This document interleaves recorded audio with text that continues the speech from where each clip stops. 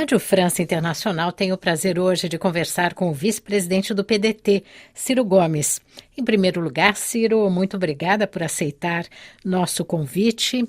O assunto dessa entrevista é seu livro recém-lançado no Brasil. O título é Projeto Nacional, O Dever da Esperança, publicado pela editora Leia, no qual você propõe um projeto de desenvolvimento para o país, principalmente nesse momento de crise profunda.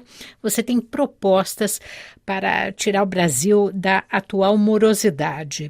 Agora, antes de falar sobre a sua visão de país, eu gostaria que você comentasse como você vê a atual situação do Estado brasileiro quase um ano e meio após a posse do governo de Jair Bolsonaro. O Estado brasileiro está em frangalhos. O Brasil, entre os anos 40 e os anos 80, o Brasil foi o país que mais cresceu no mundo capitalista. Nós crescemos uma média nessas décadas de 6,75% ao ano, chegando a certos anos a ser 15%.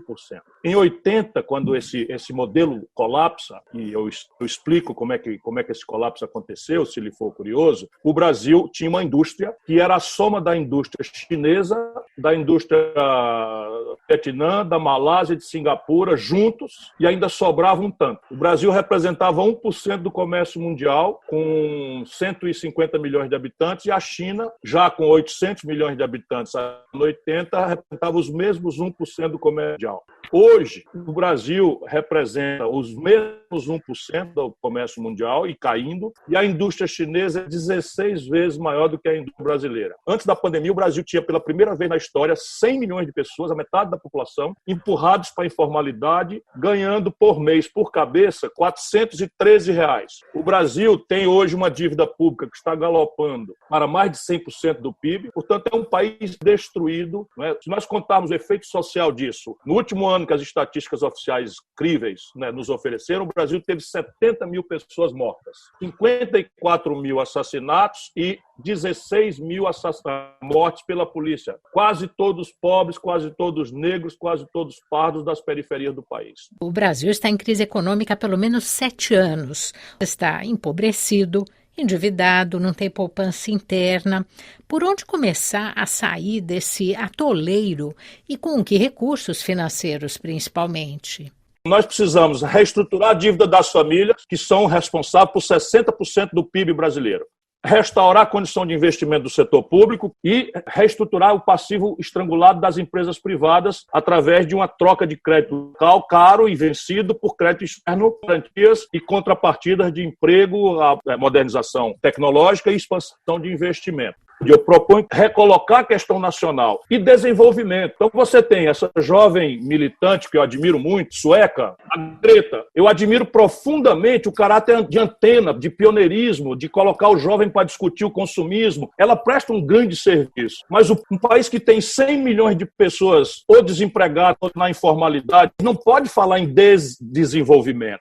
É evidente que temos que redesenhar que desenvolvimento é esse, protagonizar um Green New Deal, propor rapidamente um projeto de desenvolvimento. Como melhorar, Ciro, justamente essas condições básicas sociais de vida dos brasileiros? Eu proponho que o Brasil tenha as condições práticas para nos transformarmos, sob o ponto de vista de indicador de desenvolvimento humano, renda per capita, matrícula, mortalidade infantil, enfim, esses números aí concretos. Em 30 anos é um objetivo praticável com os padrões da Espanha, que não é o país mais rico, mais sofisticado, mas onde a população média é um padrão de vida 1000 vezes mais digno do que aquela vida que se dá ao povo brasileiro. Em seu livro, você defende um projeto de Estado estruturante, coordenador de políticas e cita alguns setores que você acha fundamentais, que o Brasil tem um grande potencial ainda para explorar. Você pode falar sobre esses setores que você chama de complexos industriais? E, por fim, o Brasil tem que sacar a política industrial de comércio exterior em 4 grandes complexos industriais que não são eleitos por qualquer tipo de arbitrariedade. Você pega o balanço de pagamentos do país, a plataforma de importação, e você vê quais são os 4 setores onde o país já está gastando dinheiro, portanto o dinheiro já existe, sinaliza para uma plataforma de escala global. Então vamos lá, obviedades, petróleo, gás e bioenergia. O Brasil é o país da biomassa. nós podemos ser campeões mundiais de um combustível não fóssil a partir da bioenergia, porque somos a última fronteira agrícola por ganhar produtividade e explorar do mundo, temos 1 de cada 6 litros de água potável do planeta Terra. Então não há nenhuma razão para o Brasil ser importador de nada dessas questões aí, a não ser um grande exportador. Segundo, o complexo industrial da saúde. O livro é profético, tragicamente, porque o livro mostra que o Brasil entrou na pandemia sem ter capacidade industrial de produzir equipamento de proteção. Nós estamos importando máscara da China. Bata, que é o fundo do poço, terceiro complexo industrial da defesa. O único setor de alta tecnologia onde o Brasil tem superávit é o setor aeroespacial, por causa de uma empresa extraordinária que é a Embraer, que acabou de amadurecer 2 projetos com muito dinheiro público. E na hora de ganhar dinheiro, entregaram para a Boeing a preço de nada. Infelizmente, toda tragédia tem um lado positivo, a Boeing devolveu, mas agora estão já procurando vender para os russos, vender para os chineses, porque há um projeto, né, de destruição do Brasil como competidor potencial aqui no Sul. Quarto, o óbvio, complexo industrial agronegócio. A agricultura mais competitiva do planeta Terra importa estrangeiro a metade dos seus custos de produção. Não há uma fábrica nacional, e a questão aqui não é xenofobia, é balanço de pagamento, é desequilíbrio de balança comercial, é custo de royalties, é pagamento do agregado ao estrangeiro, e nós ficamos com a produção sem agregação de valor. Esses 4 complexos bota menos 80 de importação e mais 80 de retenção de poupança. São obviedades que saltam aos olhos. Infelizmente, nosso tempo chegou ao fim. Muito obrigada, Ciro Gomes, por essa entrevista concedida à Rádio França Internacional.